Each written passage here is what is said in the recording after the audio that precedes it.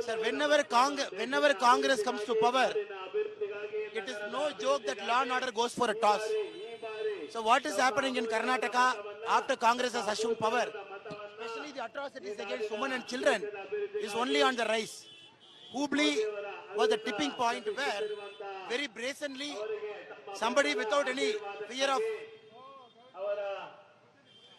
ಅವರ ಪರವಾಗಿ ತಮ್ಮ ಅಣ್ಣಾಮಲೆಯವರು ತಮ್ಮ ಅಂಗಡಿ ಮುಂಗಟ್ಟುಗಳ ಮುಂದೆ ತಮ್ಮ ಮನೆಗಳ ಮುಂದೆ ಮತಯಾಚನೆಗಾಗಿ ಬರುತ್ತಿದ್ದಾರೆ. Somebody who can go and brazenly attack a girl in her own college without fearing about any repercussion, and Congress is also silently keeping mum.